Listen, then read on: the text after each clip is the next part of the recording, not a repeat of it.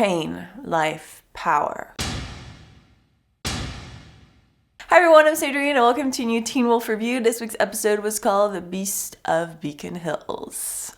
Let's talk about it. But before we do, as you probably noticed, I'm by myself today because Americ is out of town and I'm also getting over a cold. This is probably the first day where I'm feeling a lot better. So I decided to sit down because I'm still a little too tired to be standing for long periods of time. Also, while I'm at it, make sure to subscribe if you haven't yet so you don't miss any of our Teen Wolf reviews. But without further ado, let's jump into quick thoughts. Styles, wanting a gun.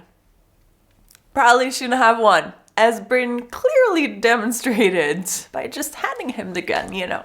I just thought that moment was just typical Styles, typical Teen Wolf moment, so I loved it. On top of everything else they're dealing, freaking Desert Wolf coming after them. I mean, you know, I'm sure they could use Malia's help to try and bring, you know, Mason back, but that's not happening. I did love Brayden's trick with the pistachios, though. I thought, clever girl. I like that. And Deucalion is back. As in, like, really back. As in, he was never not back. It's like, you never really had power over me.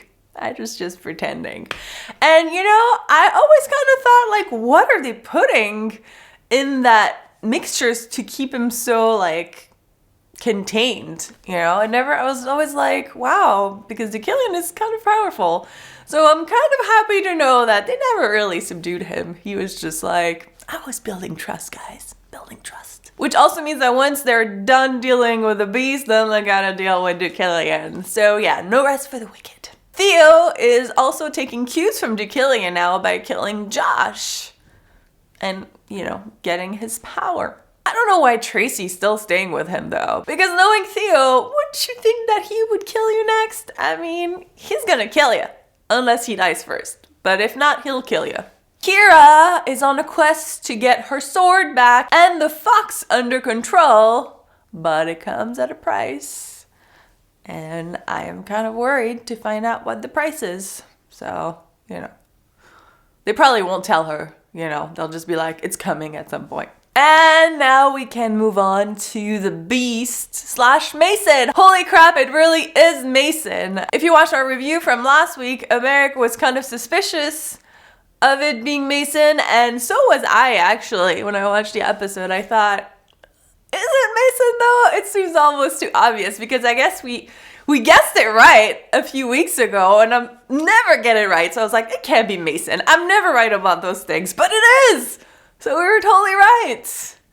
Yeah, I don't know if that's a good thing though, because I like Mason and I don't want him to not, you know, be in the show anymore. So hopefully they can save him. Also, they give an explanation on why he wasn't on the list for being a chimera, because technically he is, but he didn't get a transplant. He kind of ate his twin in utero. So, you know.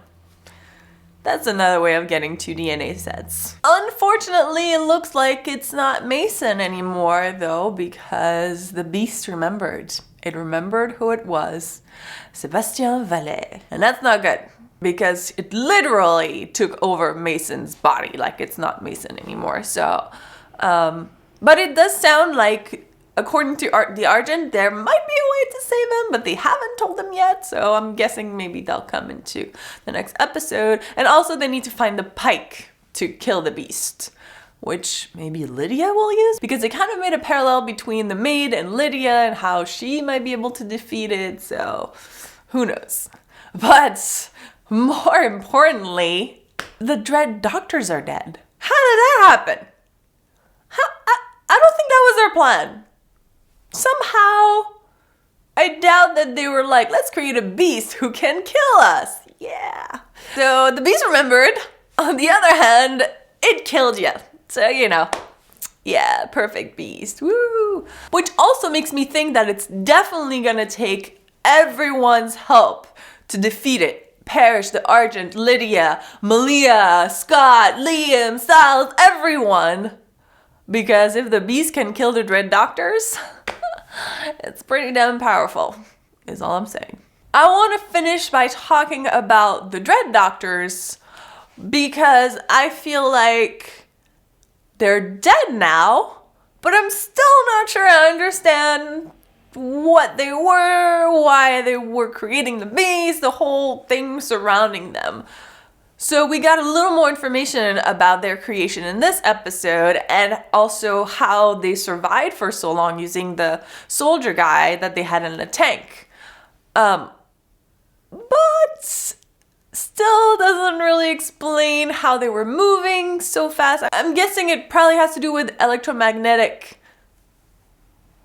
things, sound, something moving them, but it was never made clear, I don't think. It's just hinted at. And also, I don't think we really know why they were creating the beast. I mean, they wanted to create the perfect killer, but why? To what end?